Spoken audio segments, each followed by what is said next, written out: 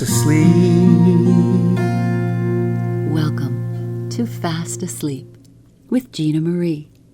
I'm Gina, and you must be here for a classic short story. Oh, and Marie, just the other day, asked me, what's so great about a short story? And you know what I said?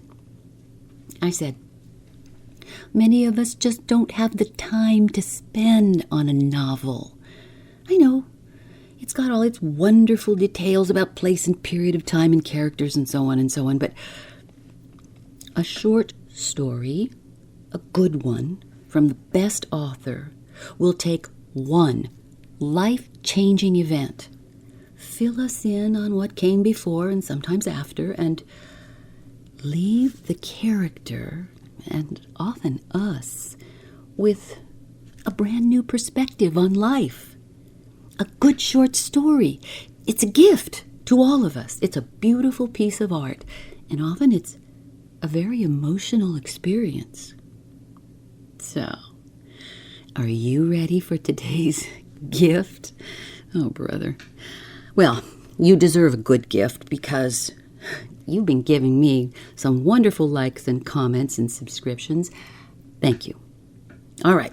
So today we are checking into the southern United States of America, a beautiful place with beautiful people where history has not always been so beautiful, I know. And today's author, Kate Chopin, would agree with that. She was born in St. Louis, Missouri in 1850, but when she met a young man from Louisiana, Oscar Chopin, they quickly married. They honeymooned in Europe for 3 months and settled into New Orleans, where they had 6 children. Oh, this was Kate's happy place. Oh, she rode the streetcar, she walked, she explored that mysterious, bustling city. She and Oscar had many friends of different nationalities. They even befriended the French painter Edgar Degas and his family. But within 10 years, their lives radically changed. Her husband's business failed, and they were forced to move into his family home in rural Louisiana. He managed the plantations there, along with a small store. But sadly, not for long, Oscar caught malaria and very quickly died. Kate was left to settle the debts of the family, manage the store, and you know, she never really was accepted there. So she became the tortured victim of gossip when locals accused her of an affair with a married man. Well, her mother begged her, just leave, gather the children, move back here to St. Louis. She did, but within a year, her mother had died.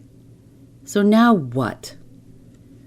Well, based on her descriptive letters, a close friend urged her to write. She was inspired by French writer Guy de Maupassant. We know him here, don't we?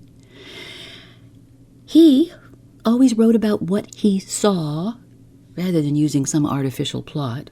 So Kate wrote not about the Reconstruction period, but about being a widow and raising children, about class prejudice, domestic abuse, cross-racial relationships. Oh, and she tantalizingly wrote about the temptations of adultery.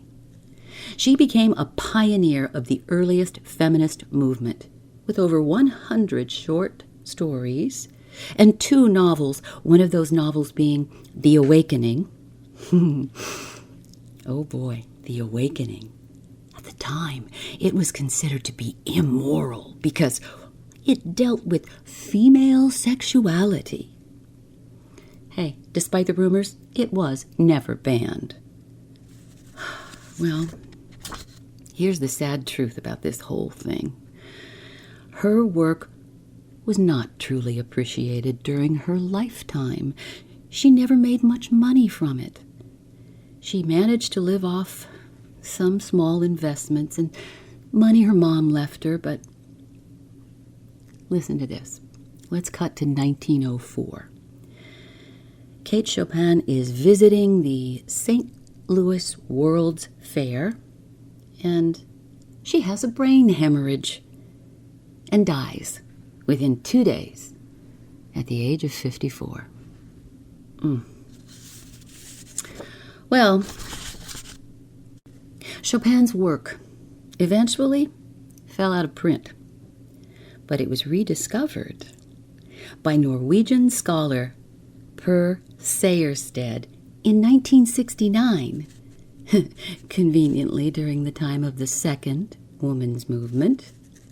And The Awakening was then finally lauded as a most significant novel. Other Chopin works, which had never been published, finally were at this same time. And that's including today's story. Kate Chopin, she is now one of Louisiana's most celebrated authors. Written in 1897 and finally published in 1969. Tuck in, everybody, for Kate Chopin's The Locket.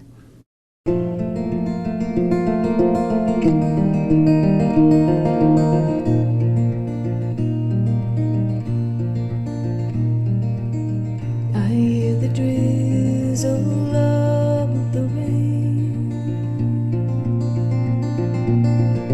like a memory it falls, soft and warm, continuing, tapping on my roof and wall. One night, in autumn, a few men were gathered about a fire on the slope of a hill. They belonged to a small detachment of Confederate forces and were awaiting orders to march.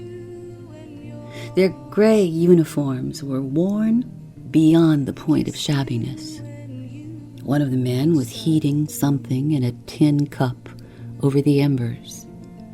Two were lying at full length a little distance away, while a fourth was trying to decipher a letter and had drawn close to the light.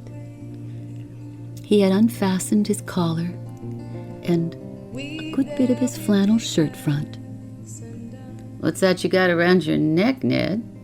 asked one of the men lying in the obscurity. Ned, or Edmund, mechanically fastened another button of his shirt and did not reply. He went on reading his letter. "Is it your sweetheart's picture?" "It ain't no gal's picture," offered the man at the fire. He had removed his tin cup and was engaged in stirring its grimy contents with a small stick. "That's a charm. Some kind of hoodoo business that one of them priests gave him. Keep him out of trouble. I know them Catholics. That's how come Frenchy got promoted and never got a scratch since he's been in the ranks. Hey, French, ain't I right?" Edmund looked up absently from his letter. "Oh, what's that?" he asked. "Ain't that a charm you got round your neck?" "It must be, Nick," returned Edmund with a smile. "I don't know how I could have gone through this year and a half without it."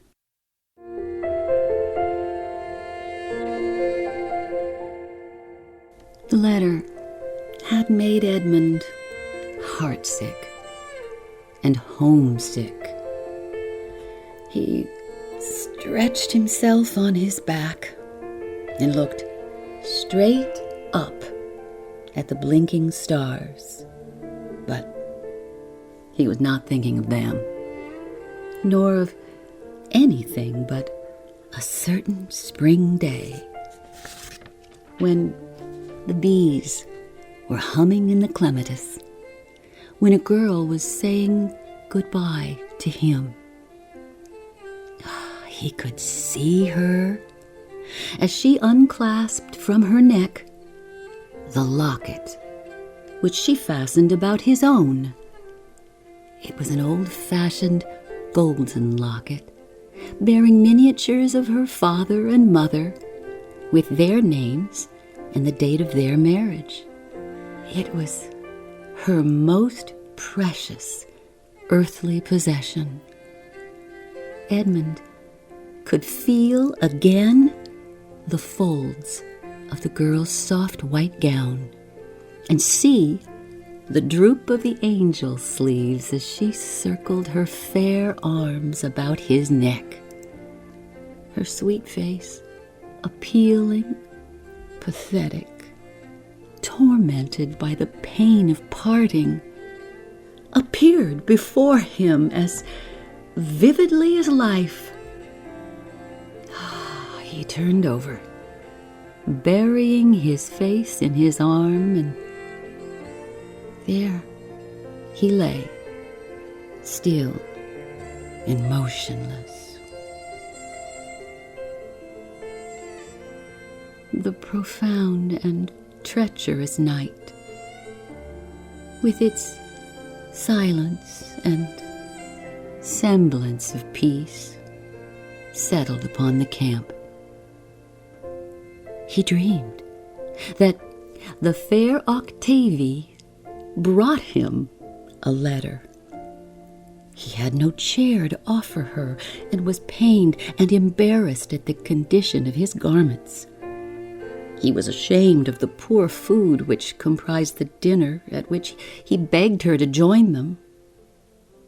He dreamt of a serpent coiling round his throat, and when he strove to grasp it, the slimy thing glided away from his clutch. And then his dream was clamor. "Get your duds, you Frenchie!" Nick was bellowing in his face. There was what appeared to be a scramble and a rush rather than any regulated movement. The hillside was alive with clatter and motion, with sudden upspringing lights among the pines. In the east, the dawn was unfolding out of the darkness. Its glimmer was yet dim in the plain below. "What is it all about?" wondered a big black bird perched in the top of the tallest tree. He was an old solitary and a wise one, yet he was not wise enough to guess what it was all about. So all day long he kept blinking and wondering. The noise reached far out over the plain and across the hills, and awoke the little babes that were sleeping in their cradles. The smoke curled up toward the sun and shadowed the plain, so that the stupid birds thought it was going to rain, but the wise one knew better. "They are children playing a game?" thought he. "I shall know more about it if I watch long enough."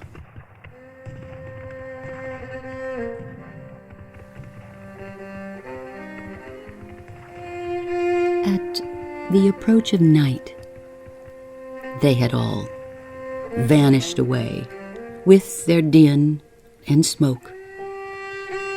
Then the old bird plumed his feathers. At last, he had understood. With a flap of his great black wings, he shot downward, circling toward the plain.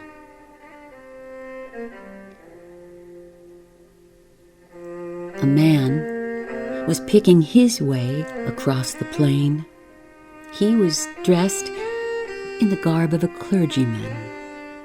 His mission was to administer the consolations of religion to any of the prostrate figures in whom there might yet linger a spark of life. A black man accompanied him, bearing a bucket of water and a flask of wine. There were no wounded here. Oh, they had been borne away. But the retreat had been hurried, and the vultures and the Good Samaritans would have to look to the dead. There was a soldier, a mere boy, lying with his face to the sky. His hands were clutching the sward on either side, and his fingernails were stuffed with earth and bits of grass that he had gathered in his despairing grasp upon life. His musket was gone. He was hatless, and his face and clothing were begrimed. Around his neck hung a gold chain and locket.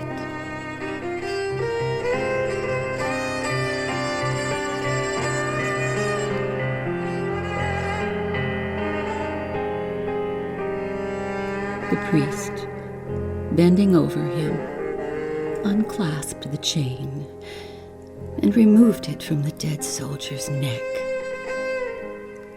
Oh, he had grown used to the terrors of war and could face them unflinchingly, but its pathos, some way, all ways, brought the tears to his old, dim eyes.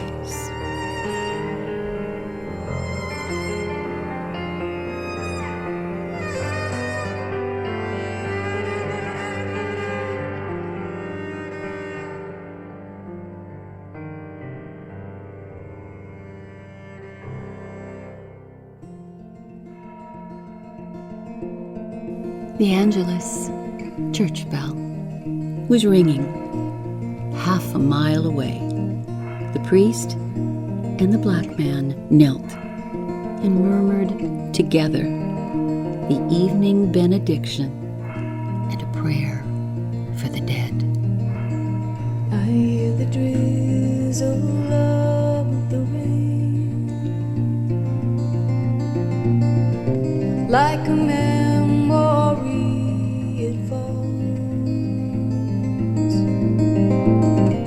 soft and warm continuing, tapping on my roof and wall. Stay with me. There's so much more. My mind's distracted and confused. My thoughts are many miles away. They lie with you when you're asleep, kiss you when you start the day.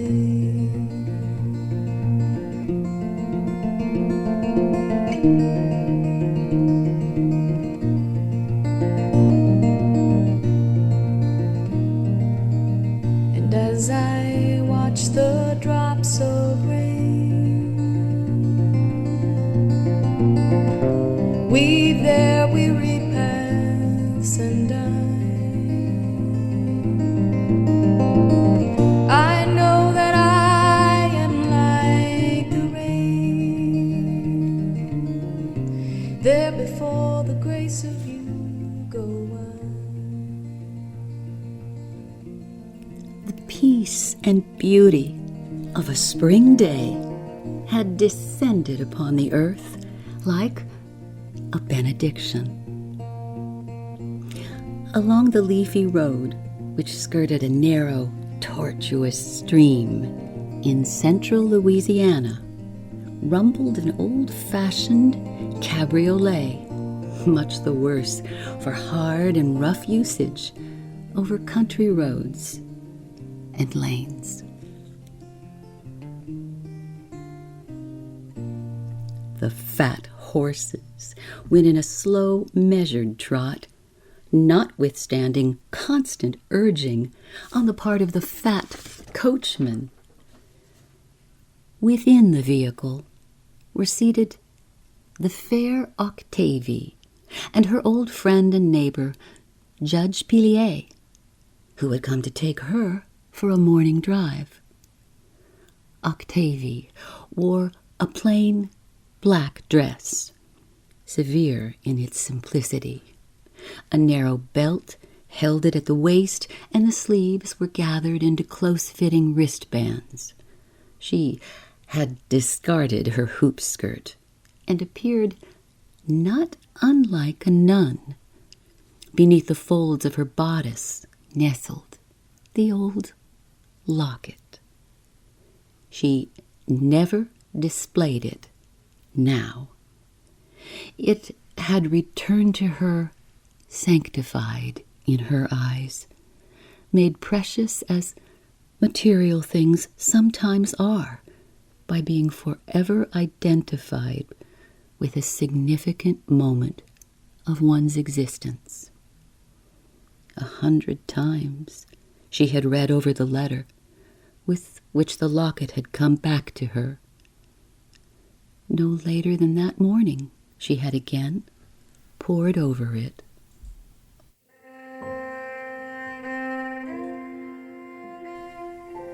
As she sat beside the window, smoothing the letter out upon her knee, heavy and spiced odors stole into her, with the songs of birds and the humming of insects in the air. She was so young, and the world was so beautiful that there came over her a sense of unreality as she read again and again the priest's letter. He told of that autumn day drawing to its close, with the gold and the red fading out of the west, and the night gathering its shadows to cover the faces of the dead. Oh, she could not believe that one of those dead was her own, with visage uplifted to the gray sky in an agony of supplication. A spasm of resistance and rebellion seized and swept over her.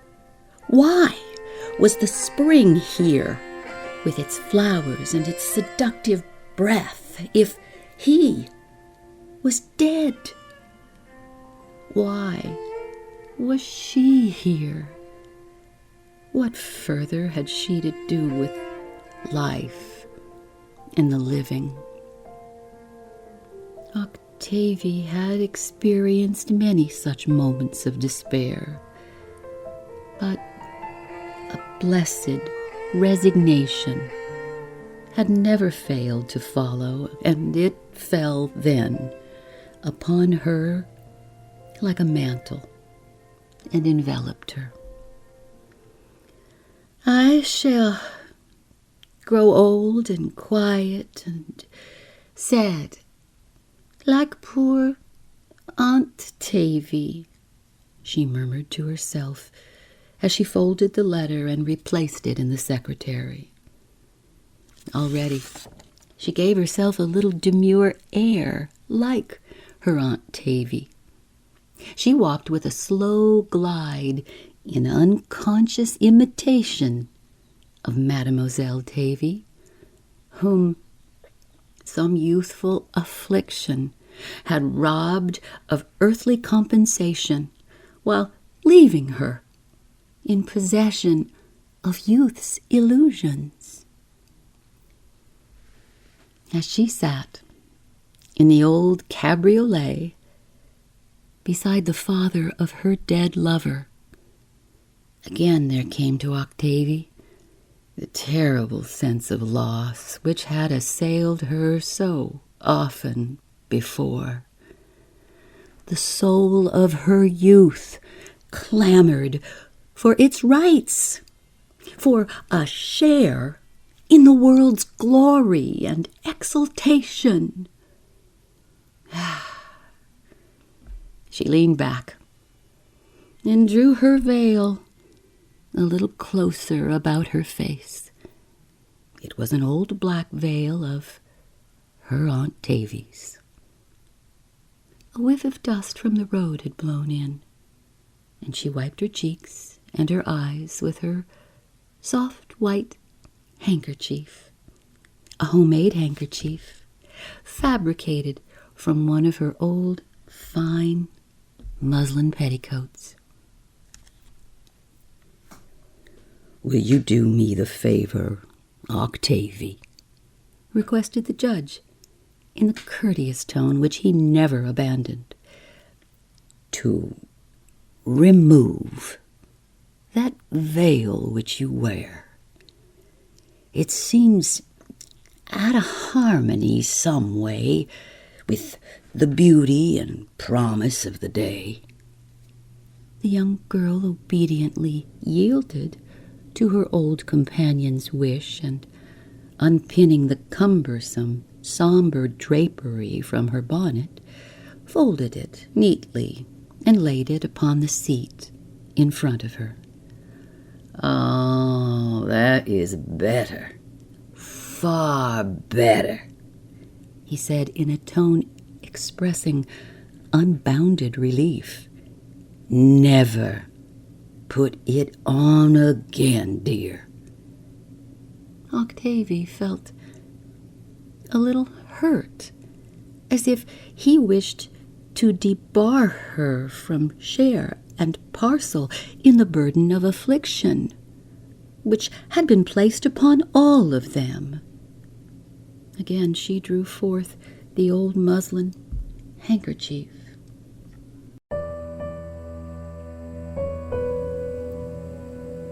They had left the big road and turned into a level plain which had formerly been an old meadow. There were clumps of thorn trees here and there, gorgeous in their spring radiance.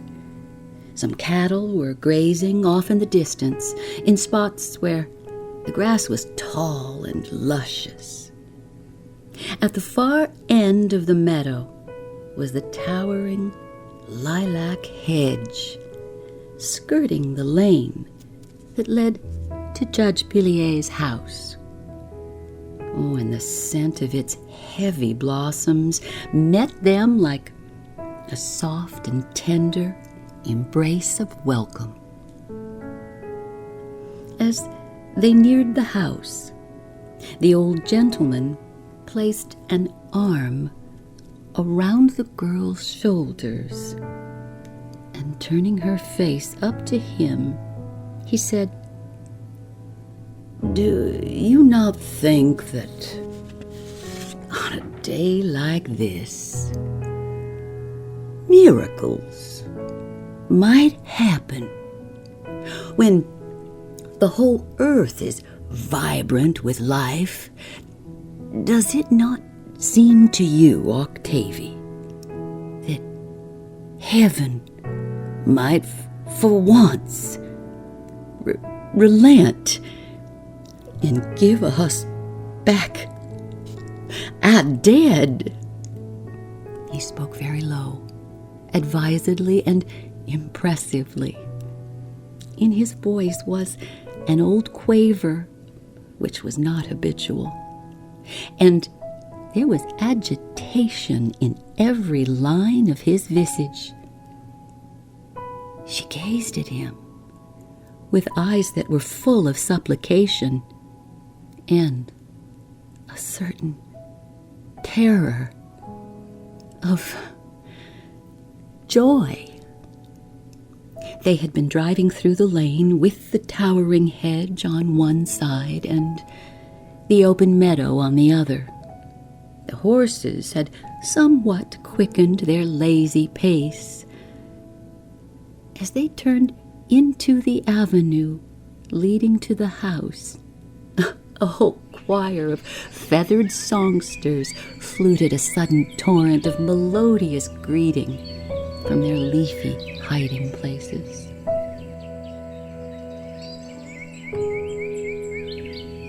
Octavie felt as if she had passed into a stage of existence which was like a dream, more poignant and real than life. Oh, there was the old gray house with its sloping eaves amid the blur of green. And dimly she saw familiar faces and heard voices as if they came from far across the fields. And Edmund was holding her dead Edmund, her living Edmund, and she felt the beating of his heart against her and the agonizing rapture of his kisses, striving to awake her. It was as if the spirit of life and the awakening spring had given back the soul to her youth and bade her rejoice.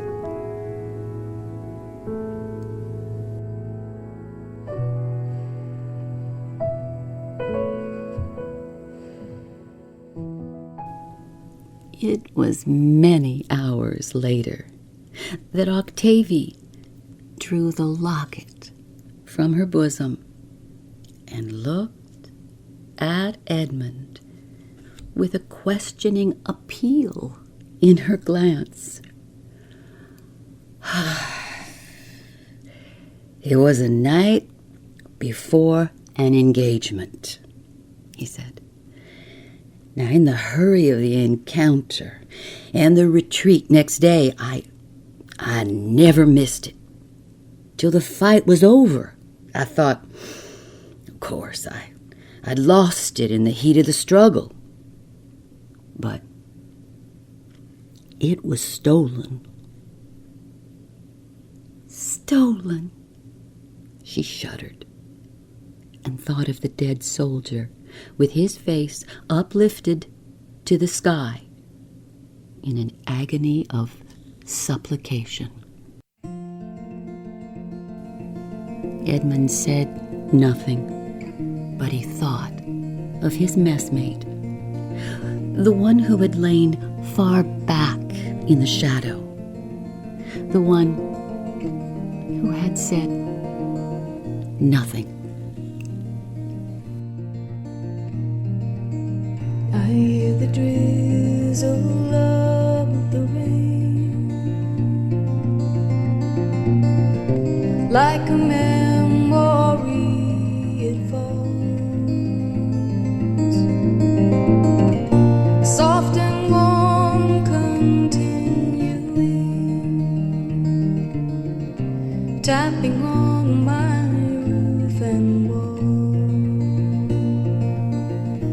Introduction information for this episode is from Kate Chopin by Barbara C. Ewell for 64 Parishes. and other sources in our show notes. They lie with you. Our music today is Kathy's Song, written by Paul Simon and performed by Ava Cassidy. And the following are all from Charlie Gray and Joseph Peach. Sorley's Slide, Grew Amok, The Hunter and the Owl, and Griot Gal. If you would like to contact me, you can, right here in comments, or at fastasleepwithginamarie44@gmail.com, or on Instagram, Facebook, and TikTok.